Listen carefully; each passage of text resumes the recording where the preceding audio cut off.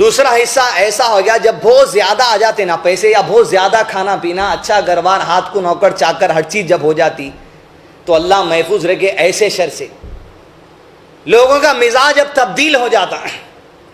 مزاج میں تبدیلی آتی کہ بس اگر زندگی سکون کی ہے اور 5 وقت کی نماز کی توفیق ان کو ہو رہی تو مزاج یہ بن جا رہا مسلمانوں کا سب سے بڑے دیندار انوچ، باقی جتنے بھی ہیں بس گالا ڈالنا، جیسا مچھلی کو پکڑتے بیٹھتے ویسے لوگوں کے برائیوں کو نکالتے بیٹھنا. انہوں گالی دے دیے، ان کی بچی بھاگ گئی، ارے ان سود پہ کاروبار کر رہے ہیں، ارے ان کا یہ حال ہو گیا.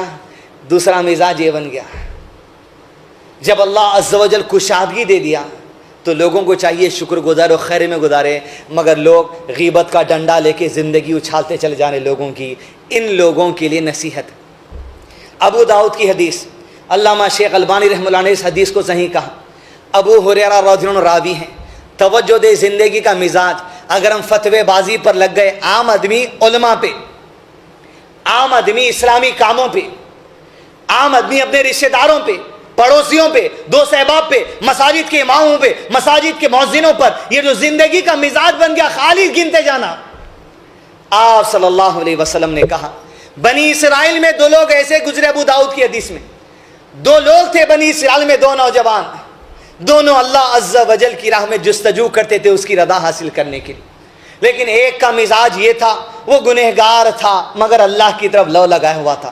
دوسرے کا مزاج یہ تھا، وہ عبادتوں میں بڑا آگے تھا اور عبادتوں کے ذریعے، صدقہ خیرات کے ذریعے اپنے رب کی رضا حاصل کرنا چاہتا. جب کبھی وہ اپنے گنہگار دوست کو دیکھتا تو کہتا ارے گناہ چھوڑ دے، ارے گناہ چھوڑ دے. لیکن گنہگار دوست اس سے کہتا چپ کر بھائی، مجھے میرے رب کے حوالے چھوڑ دے، میرے رب کو میں راضی کر لوں گا. لیکن ایک دن یہ نیکوکار آدمی اپنے گنہگار دوست کو دیکھتا ہے، دیکھ کر کہتا ہے ارے یہ گناہ کیا، چھوڑ دے چھوڑ دے. اس نے کہا مجھے میرے رب کے ساتھ چھوڑ دے، چلا جا، مجھے کیا، تو میرے اوپر نگہبان بنا کر بیچ دیا گیا ہے جو ہر دم میری نیکیوں کے پیچھے پڑا ہے، جو ہر دم میرے کاموں کے پیچھے پڑا ہے، چلا جا یہاں سے.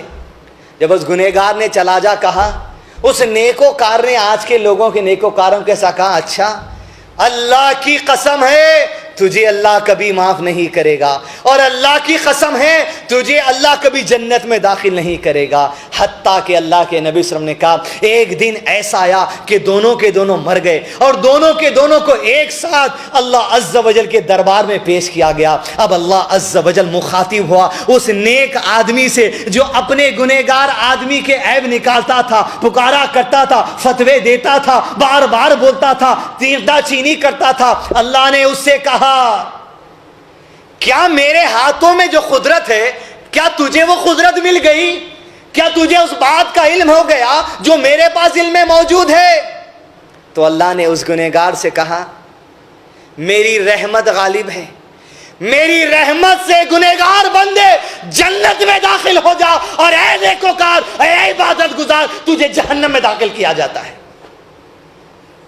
ابو ہریرہ نے اب کہا، صحابہ کی بھی سنت تھی، قسم کھاتے تھے ہی، کہا والذی نفسی بیدی، ابو ہریرہ نے کہا اس ذات کی قسم ہے جس کے ہاتھ میں میری جان ہے، وہ نیکوکار آدمی نے اپنی زندگی میں صرف ایک جملہ ایسا کہہ دیا، اس ایک جملے کی وجہ سے اس کی دنیا اور آخرت تباہ ہو گئی. کیا بولا تھا؟ اللہ کی قسم تو جہنم میں جانے والا ہے. فتوے انہیں گنہگار، انہیں گنہگار، فلاں گنہگار، بالکل گنہگار ہے انہیں. 24 جولائی 23 جولائی کو حیدرآباد کے اندر جو ننگا ناچ بلہ گڑے میں ہوا، بالکل گناہ ہے، بالکل حرام ہے، اس میں کوئی دو رائے نہیں. لیکن وہی گناہ کو آپ اگر دوسروں پہ شیئر کر رہے ہیں، دیکھو کیسا گناہ ہوا، دیکھو کیسا گناہ ہوا، دیکھو جہنمیوں کو کیسا کر رہے ہیں، آپ کون جہنمی بولنے والے اس کو؟ ایک جملہ دنیا و آخرت تباہ کر دے گا.